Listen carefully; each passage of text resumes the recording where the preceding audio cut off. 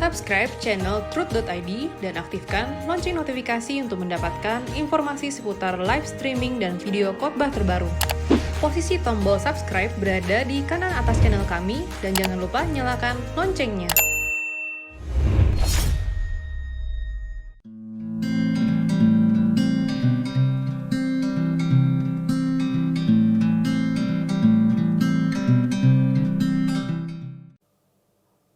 Shalom saudara, Anda bertanya Alkitab menjawab episode 56 dari 08133719 sekian.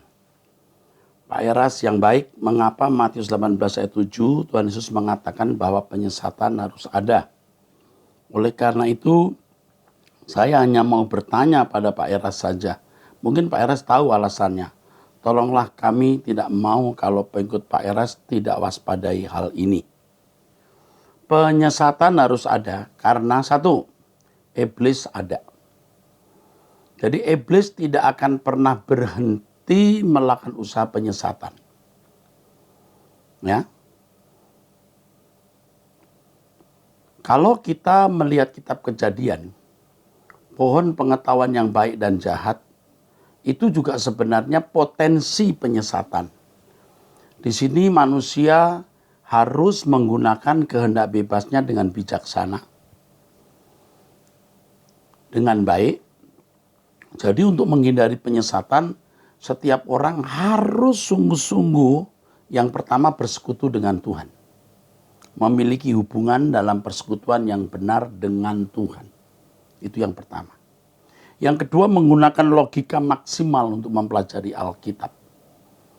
Dan tentu harus menemukan guru atau pengajar yang baik untuk bisa menjadi mentor. Ya, Tuhan memberkati. Haleluya. 0812 6777 sekian. Salam Pak Eras. Puji Tuhan, saya banyak berubah setelah mendengar renungan dari Bapak. Terima kasih. Pertanyaan saya, apa yang harus saya lakukan dengan anak saya yang saat ini berhubungan dengan yang tidak seiman? Sudah saya bicarakan dengannya, tapi tampaknya belum ada responnya. Berat. Yang pertama, jangan menggunakan cara kasar. Harus selalu bersama dengan dia. Beri waktu bersama-sama dengan dia, limpahkan kasih yang sebanyak-banyaknya terhadap anak itu. Tunjukkan kehidupan orang tua yang baik, gumuli dengan Tuhan. Perjuangkan itu. Ya. Minta hikmat Tuhan bagaimana menghadapi anak itu. Nanti Tuhan akan memberi hikmat. Saya tidak tahu. Saya tidak bisa memberikan bimbingan secara spesifik karena saya tidak tahu kasusnya secara detail. Tapi minta petunjuk Tuhan, Tuhan pasti akan memberikan petunjuk. Ya, Tuhan memberkati. Saya ikut bersedih mendengar ini. Maaf, saya ikut bersedih mendengar hal ini. Sungguh. Ya, sedih juga. Tapi gumuli bersama Tuhan, Tuhan tidak akan meninggalkan kita. Baik. Salam Om Eras. Ini dari 081291 sekian ya. Salam Om Eras, aku anak muda yang mengikuti kota Om Eras kira-kira sudah menginjak 3 bulan.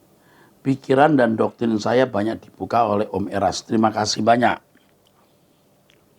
Saya punya pertanyaan Om Eras. Di dalam surga dikatakan Om tetap ada prokreasi. Hidup kekal dan manusia harus bertanggung jawab. Lalu jika memang ada prokreasi, apakah berarti ada keturunan di surga?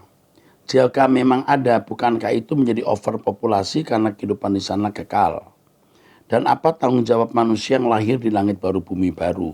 Mohon pencerahannya Om Eras, Tuhan Yesus memberkati pelayanan Om. Mungkin ini salah dengar ya. Kalau menurut saya, laki-laki dan perempuan jenis kelamin masih ada di kekekalan. Tetapi apakah pasti ada prokreasi? Saya tidak berani membuat kepastian. Kemungkinan ada, kepastian tidak. Ini yang harus diketahui. Ya, saya sendiri tidak memberikan kepastian, tetapi saya mengisyaratkan kemungkinan adanya perkawinan. Tetapi ini bukan hal yang major, bukan hal utama. Sebab yang penting ketika ketemu Tuhan itu kita menikmati suasana surga yang indah. Menikah itu jadi tidak penting nanti kalau ketemu Tuhan. Tapi kalau Tuhan misalnya mengadakan prokreasi, ya siapa yang bisa melarang? Overpopulasi tidak mungkin. Karena jumlah planet, jumlah galaksi itu triliun. Jadi tidak mungkin, ya. Ingat pada waktu Allah memberikan mandat prokreasi di Taman Eden, ya, sebelum manusia jatuh dalam dosa. Allah tidak merancang manusia mati loh. Akan beranak cucu, beranak pinak tanpa henti dalam kekekalan loh. Ya kan? Bagaimana? Maka Allah menciptakan jagat raya yang tidak terbatas ini. Nanti di seminar mengenai surga atau seminar mengenai surga, ikuti ya di YouTube, Anda akan mendapat gambaran yang lebih jelas. Terima kasih ya. Jadi belum bisa dijawab lepas atau penuh di sini. Salam Pak Erastus 0823450113 sekian. Saya ingin berbagi kesaksian bagaimana saya bisa dipertemukan dengan khotbah Bapak untuk pertama kalinya. Begini ceritanya Pak, di awal tahun 2012 silam pada suatu malam kurang lebih jam 7 waktu Indonesia bagian timur. Ya. Wita itu waktu Indonesia bagian timur ya. Oh, tengah ya, sorry. Waktu Indonesia bagian tengah.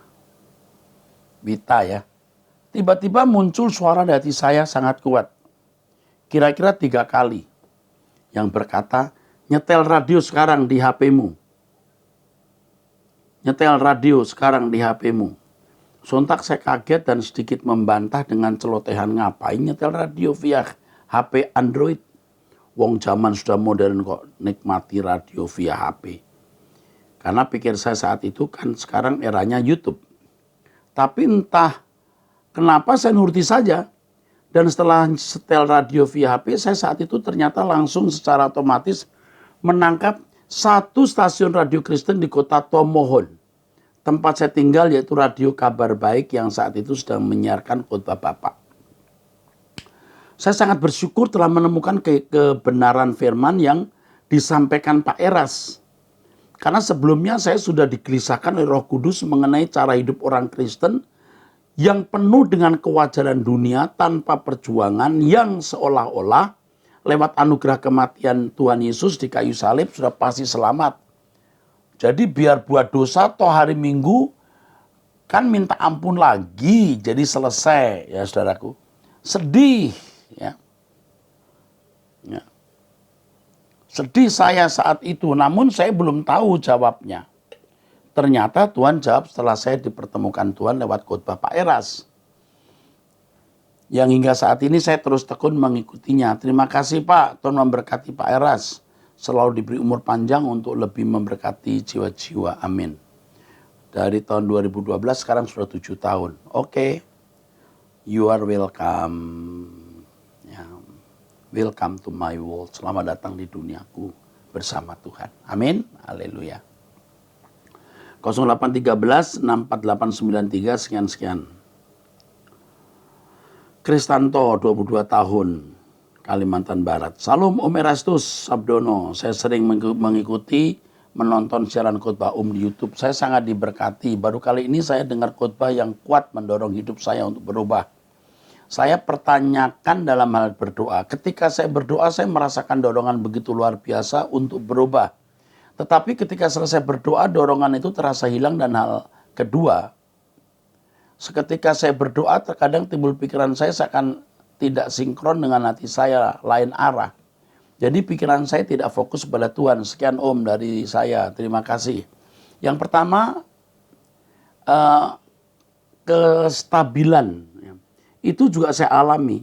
Waktu kita berdoa, suasana doa begitu hebat, ya, kita rasanya ingin berubah. Tapi setelah berdoa, apalagi besok paginya, kalau doanya malam hari, berubah total. Kita masih hidup sembarangan lagi. Itu saya alami. Maka kita harus mengupdate atau memperbaharui doa kita. Malah saya pada waktu itu sempat berpikir, ini saya harus doa terus nih supaya saya nggak ada keinginan berbuat dosa. Sampai-sampai ketika di mall, saya sengaja masuk restroom, toilet. Ya, masuk toilet, saya kunci, saya di dalam saya berdoa. Saya tidak mau pikiran saya jadi rusak waktu itu. Tapi lambat laun jadi sinkron atau lebih sinkron, walaupun belum sinkron begini, tapi sedikit bedanya antara doa, tekad doa untuk hidup suci sama kehidupan setiap hari makin sinkron. Ya, itu yang pertama, harus diperjuangkan ya. Makanya jangan bergaul dengan orang yang salah, jangan nonton-nonton yang tidak perlu ditonton, karena itu bisa merusak stabilitas kita. Lalu yang kedua mengenai doa yang tidak bisa fokus. Ini namanya pikiran yang mengembara. Harus dinetralisir. Jadi gini, waktu kita berdoa lalu ada pikiran kita mengembara, kita harus memperlakukan pikiran itu musuh. Musuh kita itu diri kita sendiri loh. Kamu ngapain? Ya. Kenapa kamu mengajak saya pikir mengembara? Ya, aku tidak mau ikuti kamu, aku mau menyembah. Biasanya kita taklukkan dengan menyembah. Haleluya, kami sembah, kami puji namamu Tuhan. Nah itu biasanya begitu. Kita bisa ya, bisa. Nanti lama-lama kita akan mampu memiliki fokus. Dan ini memang perlu waktu ya untuk bisa fokus itu. Selamat berjuang ya, Kristanto. Nanti kamu akan punya banyak pengalaman. Tuhan akan mengajar kamu pribadi. Kamu akan diajar Tuhan langsung, seperti saya diajar Tuhan. Tuhan itu hidup. Roh Kudus itu hadir, akan menuntun kita. Ya. Oke, 0821 654 22 sekian ya. Salam Pak Eras, saya sangat bersyukur bisa menikmati khotbah-khotbah yang Bapak sampaikan. Sehingga hidup ini dari hari ke hari semakin diubahkan. Tentu tidak gampang. Perlu berjuang lewat pekerjaan Roh Kudus yang memampukan. Ya. Yang ingin saya tanyakan Pak, saat ini kami masih nyicil rumah Pak. Apa kami salah Pak? Karena nyicil itu sama juga dengan hutang.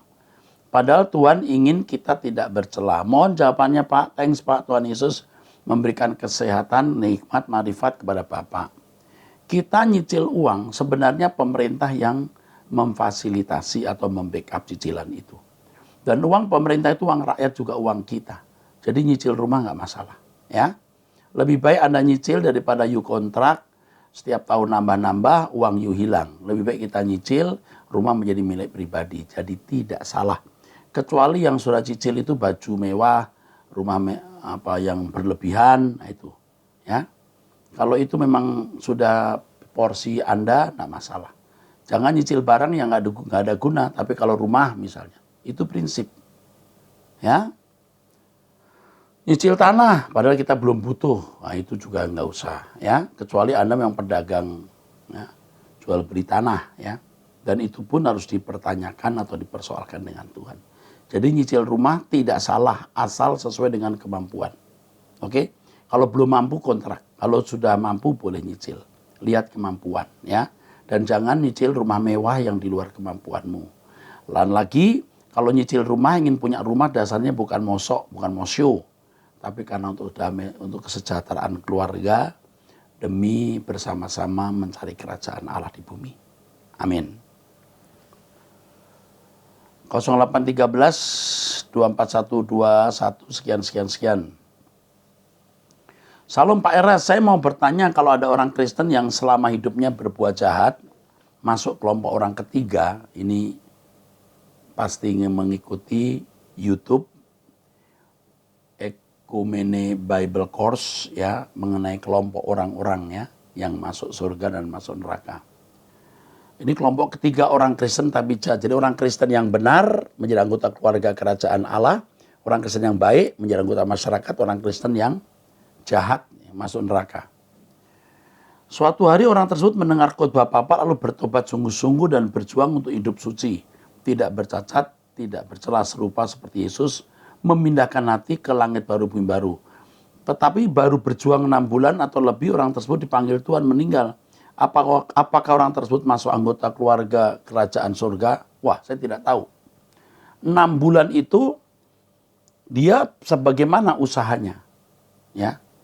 Tetapi orang ini pasti tidak masuk neraka. Kalau sudah bertobat, minta ampun, Tuhan mengampuni dan Tuhan melupakan dosa-dosa kita.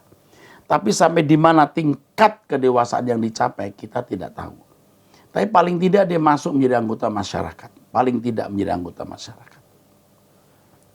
Sedangkan setiap orang dihakimi berdasarkan perbuatannya. Atau kalau orang percaya dihakimi berdasarkan keberkenanan Allah. Wah, keren, ini bagus ini.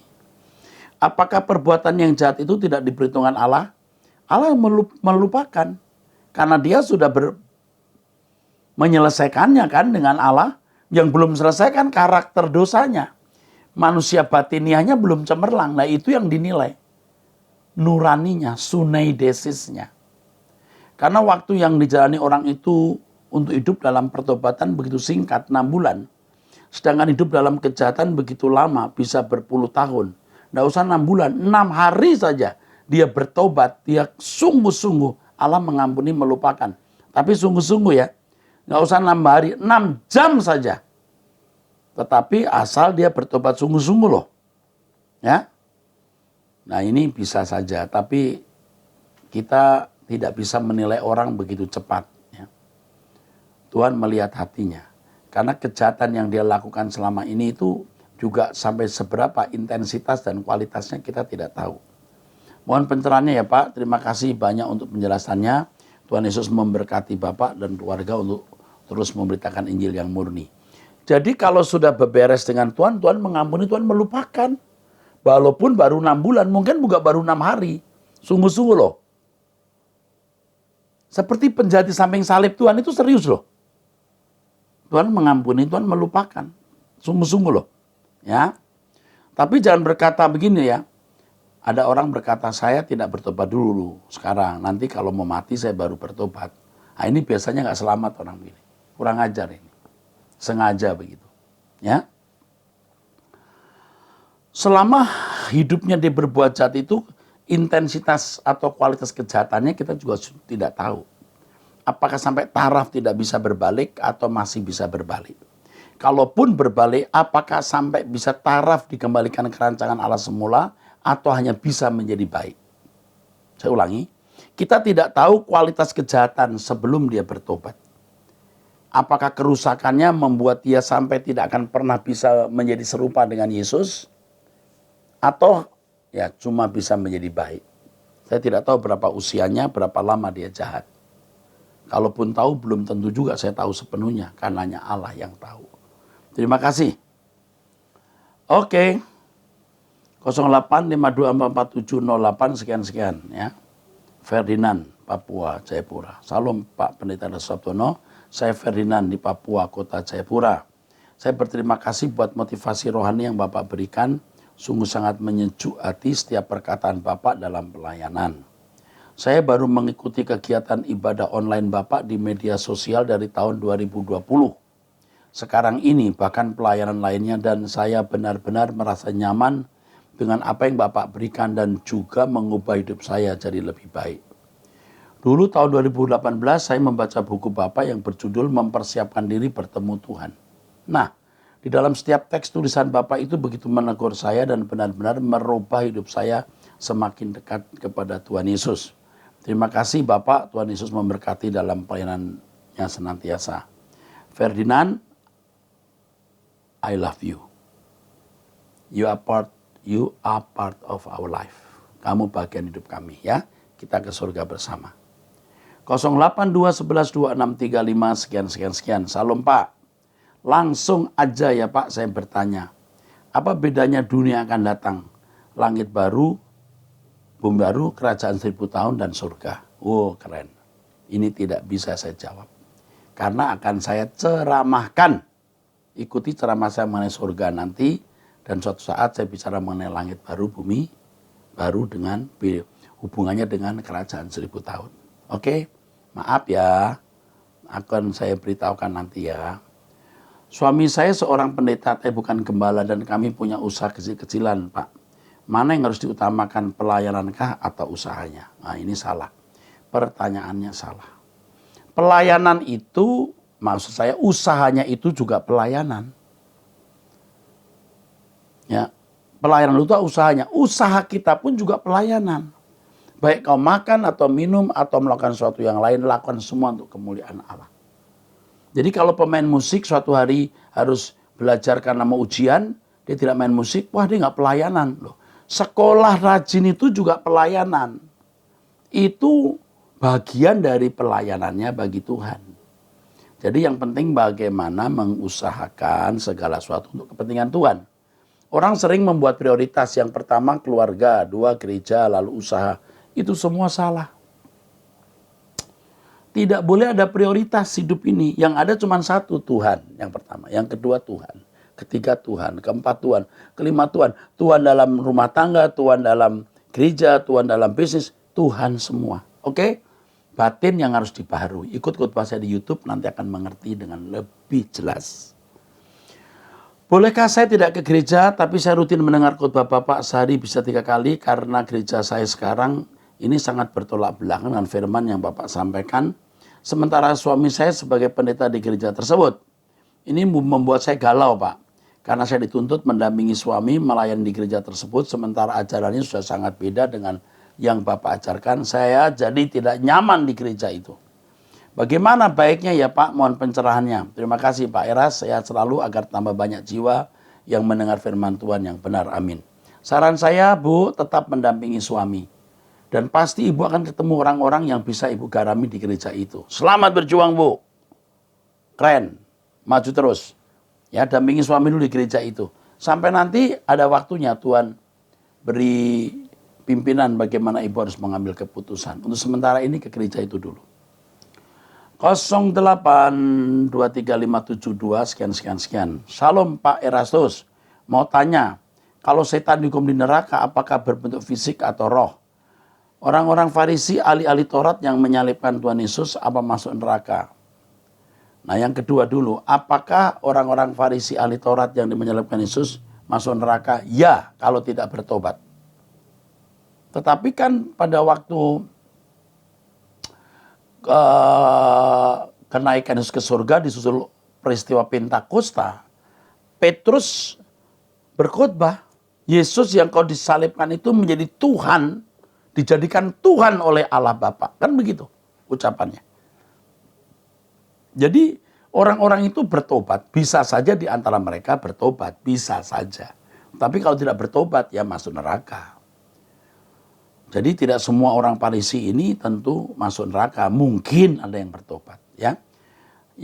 Terus mau tanya, kalau setan dihukum di neraka apakah berbentuk fisik atau roh? Ini tidak penting karena memang Alkitab tidak jelas menunjukkan. Sebab kalau kita tahu juga tidak menambah iman, tidak tahu tidak mengurangi iman. Tapi yang jelas Lucifer, malaikat-malaikat yang jatuh, manusia-manusia yang jahat itu ada di neraka. Forget it. Amin. 0877218344 sekian. Umur 17 tahun dari Depok. Salam Pak, saya dari Depok, umur 17 tahun. Mau bertanya Pak, menurut pandangan Bapak orang Kristen boleh bertato atau enggak?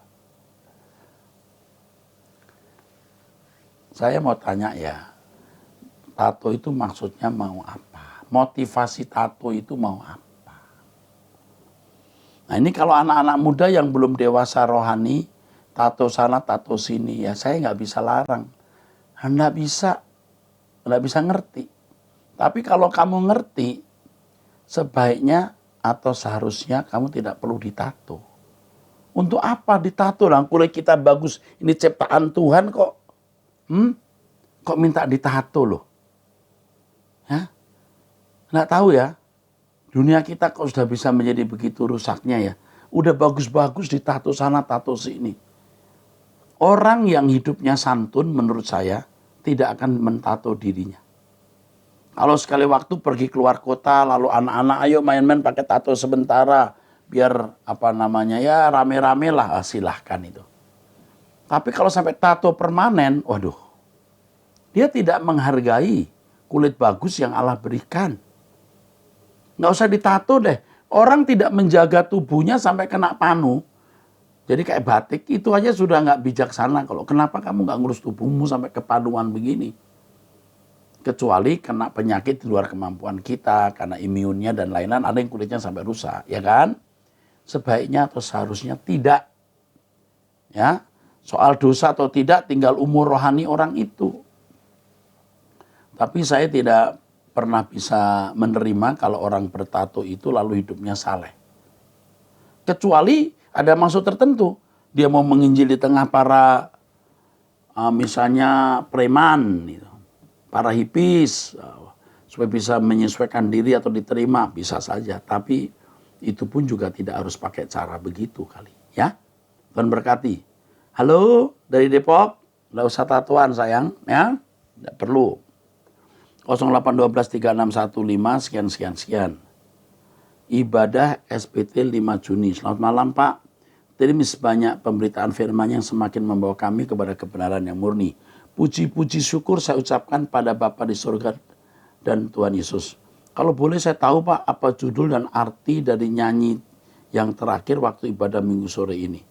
Oh, terima Pak, damai sejahtera dari Bapak, Tuhan Yesus selalu menyertai Bapak dan semua pelayan Tuhan yang kami mendapatkan berkat yang luar biasa. Waduh. Khotbah tanggal 5 Juni. 5, udah lama ya. Saya lupa lagu apa itu. Minta maaf, lagu apa itu. Apa judul dan arti dari nyanyi yang terakhir waktu ibadah sore. Saya minta maaf. Nanti Ibu Asnawati tolong cari lagi di itu ya. Di YouTube kalimat-kalimatnya apa, 1-2 kalimat saja saya akan tahu lagu apa. Seperti lagu itu misalnya, sekalipun dagingku dan hatiku habis lenyap, itu pasti seperti rusa gitu. Atau kalau lagu yang itu, perkarakan dirimu kemana engkau pulang, itu. Nah, itu ada lagu-lagu begitu ya. Nanti tanya lagi ya Ibu. Maaf ya saya tidak bisa jawab karena saya lupa. Oke, 0813193663 sekian. Shalom Pak Erastus, saya punya 1 orang putri. Beberapa tahun ini saya banyak mengalami masalah yang bagi saya sangat berat dan bingung. Kenapa hal ini bisa terjadi? Saya sering bertanya sama Tuhan apa yang harus saya lakukan dan minta Tuhan mengampuni saya kalau semua masalah yang saya alami akibat dosa-dosa saya. Iblis terus mengintimidasi, bertahun-tahun saya feeling guilty. Dan rasanya Tuhan tidak memberi jawaban doa-doa saya. Selama COVID-19, saya terus mengikuti khotbah-khotbah Bapak dari YouTube. Dari ibadah minggu, suara kebenaran, seminar hari Sabtu Ukimene. Setiap saat mengikuti semua acara-acara yang Bapak siarkan, hati saya hancur. Tidak henti saya menangis dan saya merasa semua khotbah Bapak itu untuk saya. Yang saya mau tanyakan, apakah semua ini jawaban dari doa-doa saya dan melalui Bapak Tuhan berbicara kepada saya? Terus terang saya jadi haus dan lapar dan selalu menunggu pelayanan-pelayanan apalagi yang saya dapat dari Bapak dalam masa COVID-19 ini. Banyak orang yang berduka ditinggal keluarga ataupun di PHK, kesulitan ekonomi. Saya sangat bersyukur mendapat berkat rohani yang tak terhingga. Masalah saya memang belum selesai, tapi sekarang saya tidak bingung lagi dan tahu menghadapinya. Dan mindset saya diubahkan, fokus pada langit baru dan bumi baru seperti yang Bapak ajarkan. Terima kasih banyak Bapak Erastus, selalu sehat melalui Bapak. Banyak orang bertobat dan memberi diri dipakai Tuhan untuk kemuliaannya. Tuhan memberkati Bapak dan keluarga. Ini menyentuh hati saya nih saudara. Ya, saya tersentuh. Makasih Ibu. Untuk SMS-nya membuat hati saya kuat. Aduh, saya bergairah sekali ya. Hari ini adalah, waktu saya menjawab ini adalah hari Jumat. Dan sebentar saya akan memimpin pendalaman Alkitab sekaligus doa malam. Membaca ini hati saya membara. Rasanya pengen cepat-cepat pimpin doa ya. Oke Bu, kami mengasihi Ibu. Nanti kita doa ya terus bersama ya. Ikuti terus YouTube khotbah saya ya Bu. Doakan saya juga supaya saya tetap hidup dalam kesucian, tubuh saya sehat, jangan sampai saya menoleh ke belakang ya.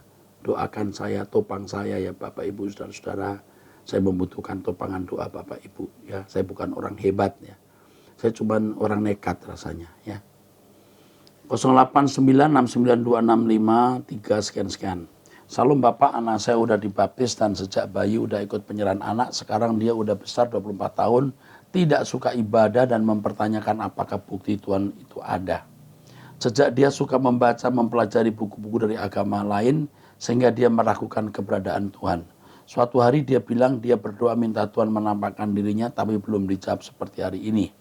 Gimana Pak, saya bisa meyakinkan dia karena dia tipe orang yang real, butuh fakta, bukti nyata. Tolong bantu doa juga Pak, Tuhan berkati Bapak. Yang pertama orang seperti ini jangan diajak debat dulu. Ibu atau Bapak cukup ya, banyak berdiam diri.